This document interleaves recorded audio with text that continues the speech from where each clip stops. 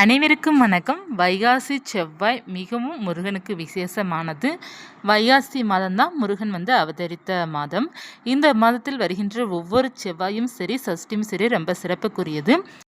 அடுத்து நமக்கு ரொம்ப சிறப்புக்குரிய நாள் வருது வைகாசி விசாகம். முருகனுக்கு உகந்த நாள் இந்த நாள். இதற்கான பதிவுகள் நான் கொடுத்துருக்கிறேன். அந்த பதிவுகள் சேனலில் இருக்கும், வேணுங்கிறவங்க பார்த்துக்கோங்க. இந்த செவ்வாய்க்கிழமை அன்று முருகனுக்கு நீங்கள் எந்த தீபம் ஏற்றலாம் அப்படின்னா, வெற்றிலை தீபம் சொந்த வீடு வேணுங்கிறவங்க வெற்றிலை தீபம் ஏற்றலாம். இப்போ உங்களுக்கு பணம் வசியமாக வேண்டும், எல்லாமே வசியமாக வேண்டும். அதாவது பணம் சேர வேண்டும், குடும்ப வாழ்க்கை நல்லா இருக்க வேண்டும், அதாவது குடும்பம் நல்லா ஒற்றுமையாக இருக்கணும், சண்டை சச்சரவு இல்லாமல் இருக்கணும், எல்லாருமே எல்லாருடைய பேச்சை கேட்கணும்.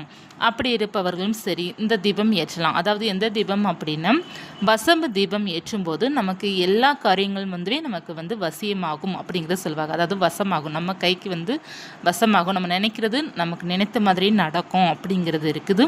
அதே போல் பணத்திற்காக நம்ம வசம்பு தீபம் ஏற்றும்போது பணத்தை ஈர்த்து தரும் இந்த தன்மை இந்த வசம்புக்கு அதிகமாகவே இருக்கின்றது. அதனால் வசம்பு தீபம் நம்ம ஏற்றலாம்.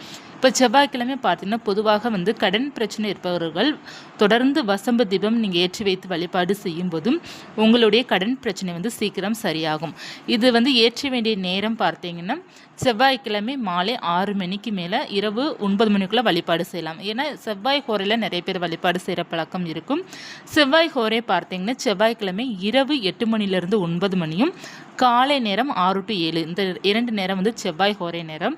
இந்த சொந்த வீட்டிற்காக வழிபாடு செய்பவர்களாம், கடன் பிரச்சனை இருப்பவர்களாம் இந்த செவ்வாய் ஹோரையில் வழிபாடு செய்வது ரொம்ப நல்லது. இப்போ இந்த வசம்பு தீபம் நம்ம எப்படி ஏற்றணும் அப்படின்னா, ஒரு அகல் விளக்கில் நல்லெண்ணெய் ஊற்றி பஞ்சு திரி போட்டு தீபம் ஏற்றிட்டு ஒரு சின்ன வசம்பு துண்டு அந்த எண்ணெய்க்குள்ளே போட்டு நம்ம ஏற்றலாம். அப்படி இல்லைன்னா வசம்பு பொடி இருக்குது அப்படின்னா கொஞ்சமாக வசம்பு பொடி சேர்த்து அந்த நல்லெண்ணெய்க்குள்ளே நீங்கள் வசம்பு பொடியை கலந்துட்டு நீங்கள் தீபம் ஏற்றி வைக்கும்போது உங்களுடைய வேண்டுதல் கேட்டபடியே உங்களுக்கு நடக்கும். நீங்கள் என்ன நினைத்து அந்த தீபம் ஏற்றுறீங்களோ அது அப்படியே உங்களுக்கு அந்த காரியம் வசியமாகும். இப்போ நீங்கள் பணத்திற்காக ஏற்றுறீங்க அப்படின்னா பணம் உங்களுக்கு சேரும்.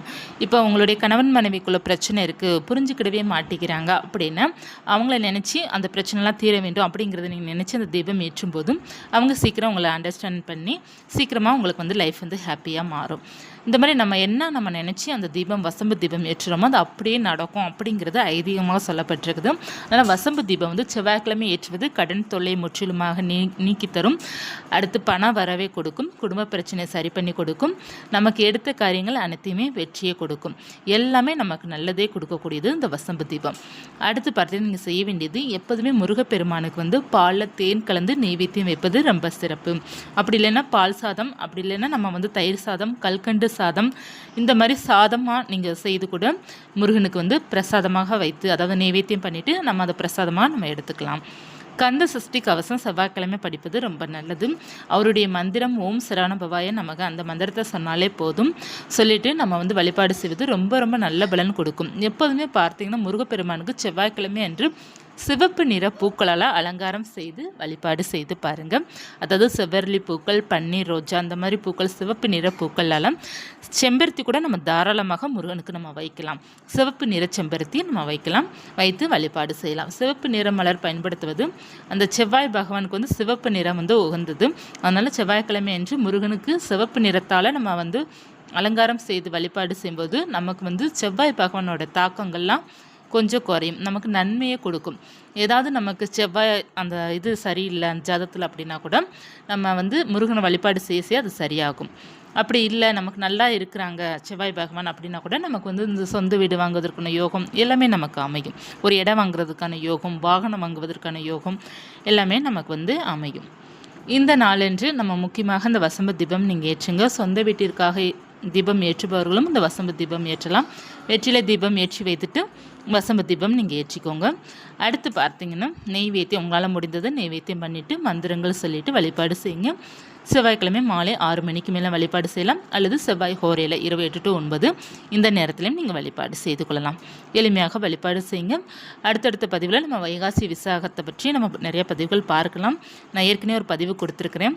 நிறைய பேர் விரதம் கேட்டிருந்தீங்க, அதாவது 48 நாள் விரதம், 27 நாள் விரதம் கேட்டிருந்தீங்க, 21 நாள் விரதம் கேட்டிருந்தீங்க. இப்போ 48 நாள் விரதம் பார்த்தீங்கன்னா அது எப்போயோ நமக்கு கடந்துருச்சு. இப்போ நாட்கள் கம்மியாக தான் இருக்குது. நமக்கு வைகாசி விசாகம் ஜூன் 9ன்னு நினைக்கிறேன். நான் பார்த்துட்டு திரும்பவும் நான் உங்களுக்கு வந்து எத்தனை நாட்களுக்கு நீங்கள் விரதம் இருக்கலாம் அப்படிங்கிறத நான் பார்த்துட்டு நான் சீக்கிரமாக அந்த பதிவை கொடுக்குறேன். அதாவது 9 நாள் நீங்கள் விரதம் இருக்கலாம், 7 நாட்கள், 5 நாட்கள், 3 நாட்கள், முடியாதவர்கள் 1 நாட்கள் மட்டும், வைகாசி விசாகத்தன்று மட்டும் நீங்கள் விரதம் இருந்து வழிபாடு செய்யலாம். நான் அடுத்த பதிவில் வந்து டேட் எல்லாம் நோட் பண்ணிவிட்டு சொல்கிறேன். வைகாசி விசாகம் 9ஆம் தேதி, ஜூன் மாதம் 9ஆம் தேதின்னு நினைக்கிறேன். நான் பார்த்துட்டு நான் திரும்பவும் உங்களுக்கு அடுத்த பதிவில் கிளியராக நான் சொல்கிறேன். 9 நாட்களுக்கு எப்படி விரதம் இருக்க வேண்டும், 5 நாட்களுக்கு எப்படி விரதம் இருக்க வேண்டும், 6 நாட்களும் விரதம் இருக்கலாம். ஏன்னா முருகனுக்கு வந்து 6 தான் மிக உகந்தது. 6 நாட்களுக்கு நம்ம விரதம் இருக்கலாம். 21 நாட்கள் டைம் இருக்குது அப்படின்னா நான் 21 நாட்களுக்கு நான் சொல்கிறேன். ஒரே பதிவில் நான் எல்லா நாட்களுக்கும் நான் டேட்டு சொல்லிடுறேன். இந்த தகவல் உங்களுக்கு பயனுள்ளதாக இருக்கும்னு நினைக்கிறேன். இருந்தால் லைக் பண்ணிக்கோங்க. இது போன்ற தகவலுக்கு ராஜி செல்வம் யூடியூப் சேனலை சப்ஸ்கிரைப் பண்ணி வச்சுக்கோங்க. நன்றி.